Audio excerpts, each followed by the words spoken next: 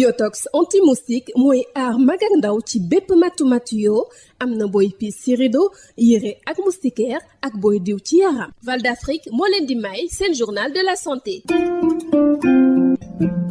mbokk déglukat yi asalaamaaleykum dal leen jàmm ci seen xibaaru wér-gi-yaram. yeete ci jàngoro yi sëqët su tarsi ak yeneen jàngoro yoo xamee si mën naa wàllaate tax na président bu parti bi ñu naan Visa les citoyens door opération bi mu tuddee saxal set ngir wér-gi-yaram. gannaaw Kaffrine am na ay opération yoo xamee ne si def nañ ko ci gare routière yi nekk ci Kaolack. ay masque ay compléments alimentaires yëkkati nañ ko dimbalee ko chauffeuru taxi urbain yi. citoyen Déthié Diouf coordonnateur yu opération saxal set ngir wér ñu déglu ko ak Birama Ndiaye. waaw tey ñi ngi fii ci Kaolack waaye ñi ngi ci opération saxal set ngir wér solidarité ak daara yi loolu nag du fi lu bees ndax depuis 2020 ci corona bi ba tey ñu ngi bëri nañ fi ay jéego ren nag dañoo tàmbalee ci programme ren bi dañoo tàmbalee Kaffrine ci gàmmu Luumeen ba dafa ay fan gis jafe-jafe yu yéeme mooy kon wér-gi-yaram bi ñuy woote moo gën a feebar ci réew mi loolu nag doon ci ñun méttitu xol ñu gis ñu yore ay ordonnance yu def juróom benn weer wala yu demee noonu lu ko tax amuñu xaalis bu ñu fajoo wala mënuñu jotee ci yooye loolu nag moo tax jóge foofu dafa ay fan yu ëpp ya ñu programmé woon ba ñu agsee fii it li fi xew mooy regroupement chauffeurs yi ak transport urbain taximan yi ñoom ñi leen jiite xam nañ ñu léeg-léeg dinañuy jokkoo ma yëgal leen ne kat am na tawat bu fi am te bëgg naa ngeen yëgal ko seeni membre pour que nit ñi di fagaru ñu noon président sarax ñu dimbali ñu xam nañ ne daan nga ñëw Porokhane def ay fan waaye bi yoon dimbali ñu loolu nag moo tax ñu mujj fanaan donc xëy préparer masque yi am yu ñu yónnee woon ñu nekk Dakar yu ñu doon préparer pour Porokhane bi ñu jiital mu ñëw doon gis nga ci am na ci ay masque tissu yoo xam ne mën ko fóotaat am na ay paquetu masque yu ñu leen jox yooyu mën na gaaw a dagg am na yeneen nag N95 yu am qualité yooyu tamit mën na jëriñ waaye yu tissu yi du gaaw a yàqu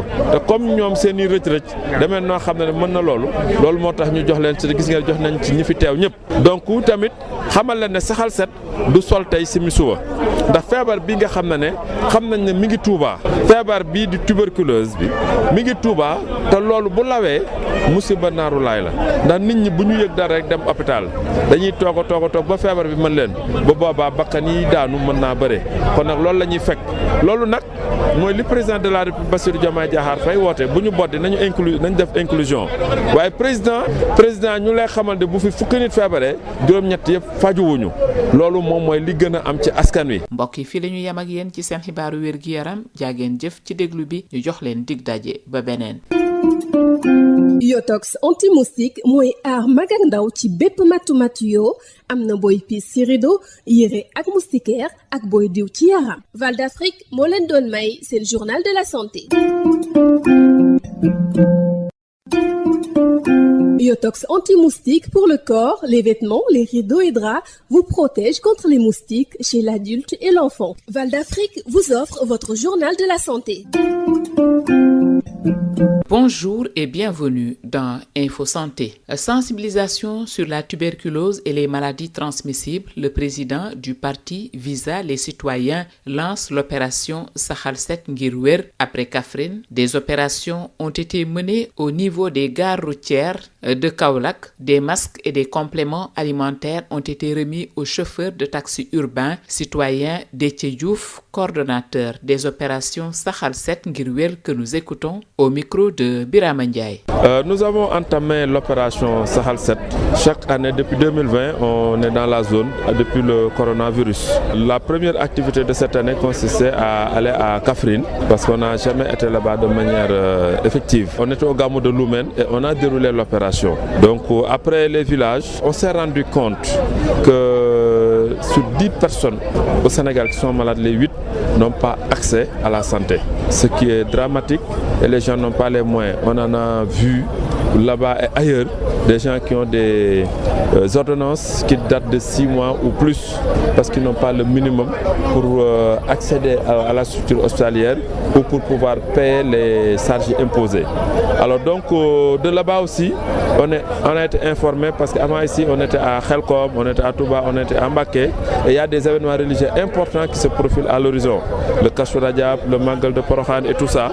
Et nous sommes informés que la tuberculose est en train d'évoluer dangereusement et c'est une maladie contagieuse capable de faire des dégâts énormes.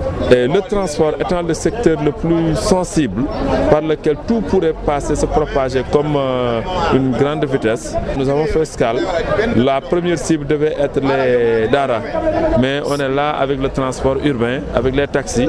Demain, on sera au garage Nioro parce que nous avons toujours été là pour donner des kits d'hygiène, mais surtout les sensibiliser par rapport aux actes, aux attitudes. Nous avons toujours donné des bassines, des lave-mains, du savon, des masques, n'est-ce pas? Mais nous en avons ajouté donc des compléments alimentaires, n'est-ce pas? Donc pour les permettre effectivement d'améliorer un peu leur santé. Mais surtout, nous les avons sensibilisés sur la nécessité de porter en permanence les masques. Nous avons donné des masques non réutilisables, mais nous avons aussi donné des masques en tissu qui peuvent utiliser et réutiliser pour effectivement donc se préserver, n'est-ce pas? Parce que Kaolack est très stratégique, donc il pourrait faire propager toute maladie de manière exponentielle. Info Santé, c'est fini. Merci de l'avoir suivi. Nous vous donnons rendez-vous pour un nouveau numéro.